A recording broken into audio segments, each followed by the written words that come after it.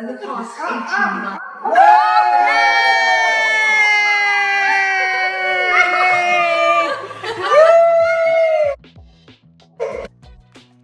An insider connected to TPUSA just dropped a claim that instantly got people talking, saying there may have been a long-running connection between Erika Kirk and Cabot Phillips that never really faded. According to this source, the two allegedly stayed in contact behind the scenes, and now people are questioning just how deep that connection might go. What really stirred things up is how these rumors started pulling in Cabot's wife, with talk online suggesting she may have found out and wasn't happy about it at all. That part especially caught attention because it shifted the conversation from quiet speculation to something that felt a lot more personal and intense. Still, it's important to be clear. There hasn't been any proof shown. So right now, this all sits firmly in the category of online claims and discussion. Even without confirmation, the timing made everything feel louder. People started linking these rumors to what they've been noticing around Erika over the past few months, especially following Charlie's passing. And suddenly, the situation didn't feel random anymore. For many watching, it looked like another piece of a much bigger puzzle coming together. But everything really took off because of one specific image that resurfaced and spread fast online. That photo suddenly had people re-examining details they might have ignored before. And once it started circulating, the attention shifted directly onto Erika and Cabot in a big way. The image in question shows Cabot Phillips speaking at an TPUSA event. Nothing unusual at first glance. That's what made the situation even more confusing. Why was this suddenly blowing up everywhere? It wasn't even new. The photo dates all the way back to January 12th, 2017, which only added to the mystery. There's nothing visually shocking in the picture either. It's just Cabot mid-speech, doing what he normally does. Their way into Turning Point. Right. Okay. And now all of a sudden, Charlie Kirk is dead. Right. And they're running. Right. And by the way, this is a 9-figure organization. But the real reason it started trending wasn't the image itself. It was what people noticed in the comments and the caption attached to it. Cabot had added a simple, slightly cheesy line about following what you love and feeling blessed. And somehow that became the spark that set everything off. Right under that caption, the first comment stands out immediately, and it came from Erika herself. She wrote, "There he is," which on its own might seem harmless. But once people started digging deeper, it painted a very different picture. Because that wasn't the only comment she left. Around that same time, Erika was dropping multiple flirty messages under Cabot's posts, including one where she wrote, "I heard about this new thing called dating. Your best friend was wondering if you wanted to maybe try it out for a week." That kind of energy didn't go unnoticed, and people quickly started connecting the dots. At that point, it's unclear whether Erika and Cabot were officially together or still just feeling things out. But one thing is obvious: she wasn't being subtle at all. The way she was interacting publicly made it seem like she was actively stepping into that girlfriend role. And now that's raising serious questions about the timeline she later described, because here's where things get complicated. Erika previously claimed she hadn't been dating anyone in the years before meeting Charlie, but online records suggest something very different. There are multiple instances showing she was not only seeing people, but doing it in a way that was visible to others. And this is where the timeline really starts to fall apart. We already know Erika and Cabot did end up dating, but when you line up the dates, something doesn't fully add up. The sequence of events starts clashing with the version of the story that was shared publicly. We can confirm that Erika and Charlie were already connected by late 2017, and there's a key moment that proves it. Cabot himself posted a photo of him and Erika on Erika Kirk's ex is what? Taking over for Charlie Kirk? I'm sorry, are we supposed to pretend that this is normal? Cause this is very odd. what looked like a painting date with a caption that made things sound very clear. Yes, we're that couple who gets painting lessons together. That post was dated September 17th, 2017. Then, just a week later, another interesting moment happened. Cabot met up with Charlie to play basketball, and Charlie even posted about it on Facebook, saying he won the one-on-one game. That detail might seem small, but it matters more than people realized at first. Because the official story says Erika only met Charlie in 2018 after applying for a job, and that interview turned into a long, unexpected date. But when you place that story next to everything else, the timeline, the connections, the interactions, it starts to feel inconsistent. By that point, Erika had already been closely linked to Cabot for months, and Cabot was not just a colleague of Charlie's, He was one of his trusted associates and a friend outside of work. So the idea that Erika had no awareness of Charlie or the organization before that moment becomes harder for people to accept. When all these pieces are placed side by side, it creates a situation that raises more questions than answers. The overlaps, the timing, the connections, it all suggests there may have been more going on behind the scenes than what was originally presented. After Erika and Charlie officially got together, built a life, and started a family, it looked like everything had settled down on the surface. Around the same time, Cabot also appeared to move forward, marrying Emma Michel, with their timeline showing a wedding around 2020 and a 2-year anniversary celebrated in 2022. But even with both sides seemingly moving on, people online kept noticing small connections that didn't fully disappear. Those repeated links sparked ongoing discussion, with some claiming the bond between Erika and Cabot may have never completely faded, even if publicly it looked like it had. And if that idea holds any weight, it would explain. If y'all needed proof, like, yeah, they dated, couples that paint together. And honestly, they can get away with it because what are we gonna do? Nobody's doing shit unless we all decide, hey, enough is— Why recent chatter has started pulling Cabot's wife into the conversation, with claims that she may not be happy about what's being said. Still, none of this has been backed by confirmed evidence, so it remains part of online speculation and interpretation.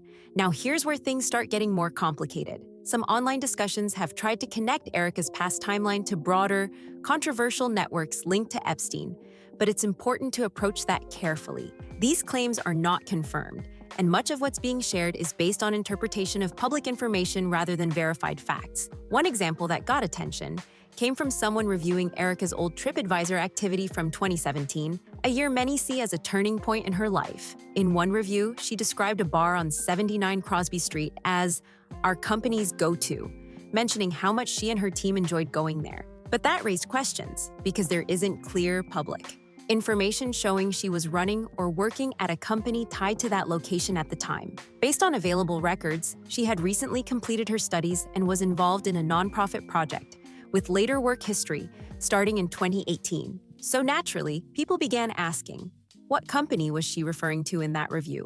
That question alone fueled more curiosity, especially after others pointed out that the same location had been mentioned in connection with Epstein's known social circles. Then the conversation grew even more intense when additional claims surfaced from public figures who said they had spoken to individuals placing Erika in certain environments tied to those broader networks. These statements added another layer to the discussion, though again, they remain unverified and should be treated carefully. At the center of all this is a big unanswered question. If any of these connections were real, who else might have been involved? Some people online have pointed toward Cabot. It's a business interview. It started that way. Right. So we sit down and you grill me for what, 3 hours? Yeah. Easily. And he just sat there and he looked at me and he's like, you know what? I'm not going to hire you. And I was like, that's fine. I don't need this job. I'm doing plenty of other things here in Manhattan. He's like, I'm going to date you. Suggesting that if there was any deeper situation, it wouldn't have been handled alone. At the same time, others brought up unrelated but controversial details about Cabot himself, including past online posts and symbols that sparked debate and interpretation. One example that kept resurfacing was a tattoo and certain social media comments that people began analyzing more closely than before. There was even an old email from 2016 that resurfaced in discussions, describing someone involved in social scenes and casting work. While some tried to connect that to Erika based on timing and industry overlap, there is no confirmed evidence linking her to that message, making it another piece of speculation rather than fact. When all these elements are placed together, it creates a complicated and highly debated narrative online. Some see patterns and connections, while others point out the lack of solid proof behind many of the claims. And right now, that's exactly where things stand, caught between curiosity, interpretation, and unanswered questions that continue to keep people watching closely. Then there's another layer to this story that pushed the conversation even further into the spotlight. People started looking closely at Cabot's background, especially his family connections, and that's where things took another unexpected turn. His father, Tim Phillips, is not just a random name.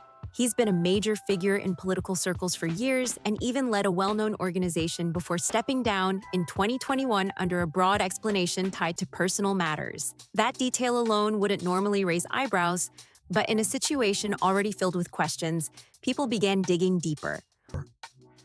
Absolutely love this spot for lunch and drinks. The ambiance is fantastic. The service is awesome. Their food is also great. Highly recommend this place for a breakaway from the Soho hustle and bustle. Online discussions quickly picked up momentum, with users sharing different claims and interpretations about the family's broader connections. One post in particular went viral, coming from someone who said they had personal knowledge of the family and alleged ties to a large church community in Leesburg, Virginia, that they described as extremely tight-knit and highly influential in its own circles. Now, to be clear, these claims are not confirmed, and they're based on anonymous statements. But that didn't stop people from adding it into the growing list of talking points surrounding this situation. And this is where everything starts to feel more layered than it did at the beginning. Because at first, the focus was just on Erika and Cabot, their past, their interactions, and the timeline that didn't seem to fully line up. But now, with these additional claims being thrown into the mix, people began looking at the situation from a much wider angle. Instead of just asking whether two people stayed connected, the conversation shifted into whether there were deeper networks, influences, or environments shaping everything behind the scenes. For some observers, that idea started to feel convincing. They pointed at how often Erika and Cabot's names kept resurfacing together, even after both had publicly moved on with their lives. They pointed at the old comments that still exist online, the timeline overlaps that haven't been fully explained, and the way certain details seem to keep circling back no matter how much time passes. To them, it didn't look random anymore, it looked like a pattern. But at the same time, there's another side to this that shouldn't be ignored. Others have pushed back strongly, saying that what's happening here is a classic example of online speculation building on itself. When enough unrelated details are stacked together, they can start to look connected even when they're not. And without clear, verified evidence, it becomes very easy for assumptions to take the place of facts. But this is Erika's review of the Crosby Bar in New York. It's her company's go-to. And this is in 2017. This is her company's go-to. Wait for it. This is the Epstein files. This is 79, where's it at? 79 Crosby Street. Guess what that is? Crosby Bar. Guess what? He's got appointments.